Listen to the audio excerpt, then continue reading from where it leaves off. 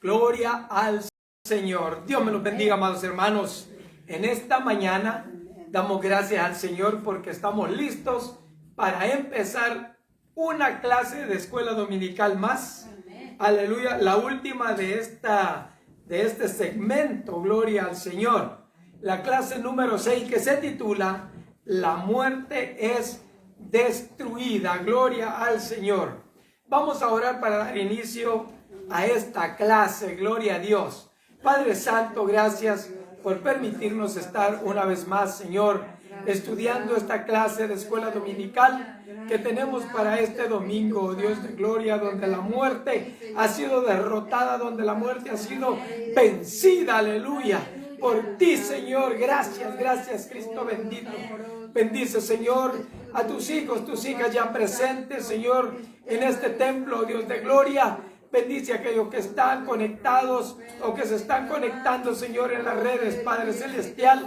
Que sea tu Espíritu Santo ministrando, oh Dios de gloria, en cada vida y en cada corazón, Señor. Ayúdanos, oh Dios eterno, para nosotros poder desempeñar esta clase, para poder entenderla, para poder ponerla por obra, oh Dios de gloria, en el nombre poderoso de Jesús de Nazaret, el cual nos da la victoria. Gracias, Señor. Amén y amén. Gloria a nuestro Dios. La clase está, hermanos, basada en 1 Corintios 15, todo el capítulo, pero en el expositor vamos a comenzar desde el versículo 20. Gloria al Señor. Aleluya. 1 Corintios capítulo 15, verso 20.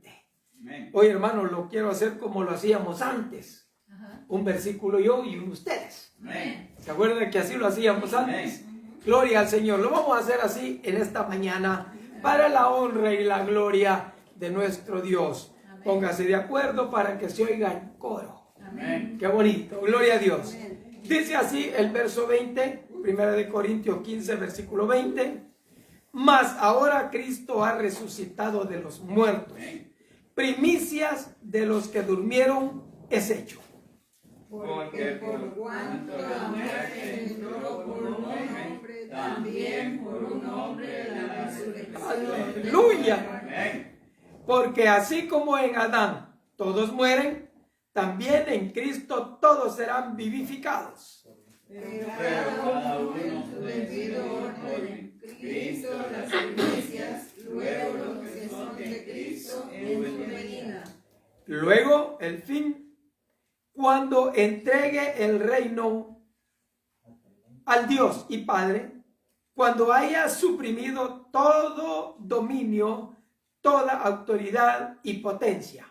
Porque preciso es que el reino hasta que haya puesto a todos sus enemigos debajo de sus pies.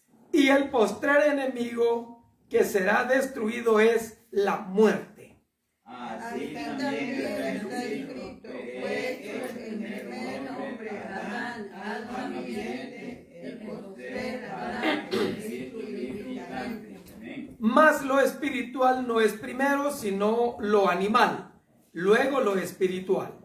¿Cuál es el terrenal? Tal también los terrenales. ¿Y cuál es el celestial? Tal también los celestiales. Y así como hemos traído la imagen del terrenal, traeremos también la imagen del celestial. Pero esto digo, hermanos, que la carne y la sangre no pueden agradar al reino de Dios, ni la corrupción hereda la incorrupción. He aquí os digo un misterio. No todos dormiremos, pero todos seremos transformados. Aleluya. En un momento, Aleluya. al final trompeta, Gloria a Dios. porque se tocará la trompeta y los muertos serán resucitados incorruptibles, nosotros seremos transformados. Porque es necesario que esto corruptible se vista de incorrupción y esto mortal se vista de inmortalidad. Y cuando esto corruptible se haya vestido de incorrupción y esto mortal se haya vestido Dios de Israel. Entonces se cumplirá la palabra que está escrita, su vida es la victoria. Aleluya, amén. ¿Dónde está, oh muerte, tu aguijón? ¿Dónde, oh sepulcro, tu victoria?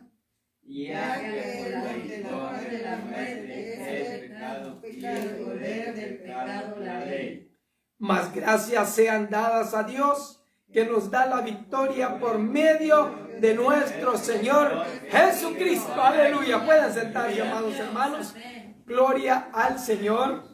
La verdad central nos dice: la resurrección de Cristo garantiza la victoria sobre la muerte para los creyentes. Gloria a Dios. Versículo clave, 1 Corintios 15:20. Mas ahora Cristo ha resucitado de los muertos, primicia de los que durmieron es hecho. ¿Por qué el apóstol Pablo escribe, hermanos, a los corintios esta carta? ¿O por qué les escribe a los corintios en el capítulo 15 acerca de la resurrección de nuestro Señor Jesucristo? Razón. Porque habían unos que se habían levantado enseñando que los muertos no resucitan. Mire qué tremendo, hermano. Había gente que se hacía pasar como que había recibido a Cristo y que eran cristianos, pero que no creían en la resurrección de los muertos. Y si no creen en la resurrección de los muertos y habían aceptado a Cristo, ¿cómo estaba la cosa? Entonces ellos habían oído del Evangelio y habían sabido y habían entendido que Jesucristo resucitó de entre los muertos. Y si no creían en la resurrección de los muertos, ¿en qué estaban? Mire qué tremendo, hermano. Es una perversidad terrible porque confundían a la demás gente. Porque el que recibía el Evangelio que Pablo les había enseñado y decían: no, pues si es que el evangelio que se enseñó en la iglesia primitiva es que Cristo resucitó. Punto principal. Porque Él pagó por nuestros pecados. Él, hermano, se entregó por nosotros. Él claramente lo dijo: nadie me quita la vida, yo la pongo. Porque tengo autoridad para volverla a agarrar. La puedo tomar de nuevo. Entonces, hermanos, si Él había venido y había muerto por nosotros, sabiendo que Él al tercer día iba a resucitar, como lo había dicho, quiere decir que los muertos sí resucitan. Amén. Pero el apóstol enseña y dice: todo es en orden. Primero Cristo, primicia. Pero aquellos perversos, hermanos, en los versículos anteriores del 1 al 20, enseñan que no había resurrección. Entonces Pablo tenía que refutar esa enseñanza. Amén. Él tenía que decirles: hay resurrección porque Cristo resucitó. Primicia de los muertos, primicia de la resurrección es Cristo Jesús. O sea, aclaro esto, hermano, porque de lo que leímos para allá es donde se enseña que Cristo ha resucitado y por eso tenemos nosotros la victoria, que es donde se basa la clase de nosotros. Pero había gente en Corintios que enseñaba que no había resurrección. Entonces Pablo dice: bueno, y si no hay resurrección, entonces vale nuestra predicación. No estamos en nada.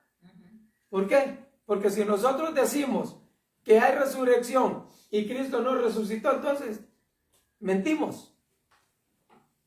Pero Él les enseña claramente y les dice: pero sí resucitó. ¿Y quién más tenía pruebas de eso, hermanos? El testimonio personal. Pablo. Si ahí lo explica él y dice: no, yo como un abortivo he sido llamado, que no soy digno de ser apóstol, pero ahí estoy. ¿Y cómo fue eso? Cristo se le apareció. Amén. Y si Cristo no resucitó, ¿cómo se le apareció a él? Amén. Se le apareció vivo. Amén. Resucitado. Amén. ¿Qué dice? ¿Y quién eres tú, Señor? Pues yo soy Jesús al que tú andas persiguiendo, perverso. Arrepiéntete. Imagínense, hermano, qué contradicción esa. Él andaba peleando por la causa de Dios, defendiendo la obra de Dios, andaba persiguiendo la obra de Dios. Amén. Mira qué terrible. Amén. Tremendo. Por eso es que él declara después y dice: yo no soy digno de ser apóstol, porque perseguía a la iglesia. Y, hermanos, habiendo aclarado eso, llegamos al punto principal de la clase, al primer punto. Busque o tenga presente ahí el versículo 20 del capítulo 15 al 23. Vamos a leerlo. Dice así: mas ahora Cristo ha resucitado de los muertos, primicia de los que durmieron es hecho. Porque por cuanto la muerte entró por un hombre, también por un hombre la resurrección de los muertos. Porque así como en Adán todos mueren, también en Cristo todos serán vivificados, pero cada uno en su debido orden. Cristo las primicias, luego los que son de Cristo en su venida. Aleluya. La simple declaración de que Cristo resucitó de los muertos es la base de nuestra fe y una fuente de seguridad de que nosotros también resucitamos de los muertos cuando enfrentamos nuestra propia mortalidad o la muerte de un ser querido. Podemos tener la esperanza de que la muerte no es el final de la vida para el creyente. Esto que quede claro.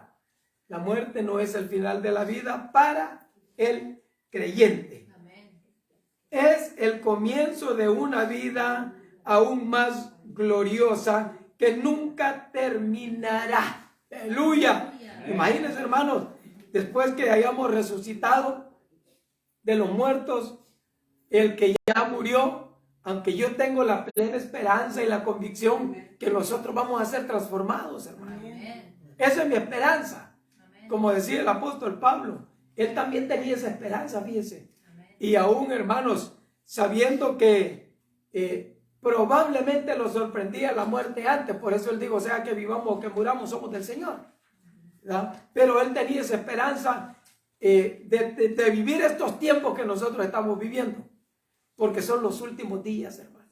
Ya estamos viendo, nosotros sentimos, palpamos que son los últimos días.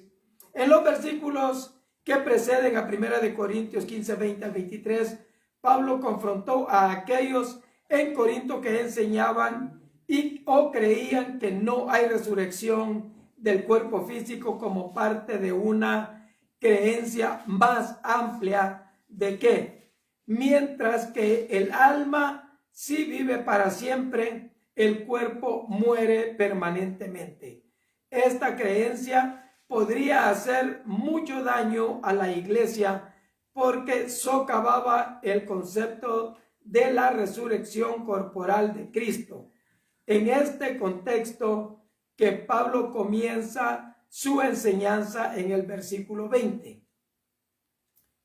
Cristo resucitó. Sencillo así. Cristo resucitó. ¿Por qué? Porque hubieron pruebas, hermanos. Muchas, no pocas.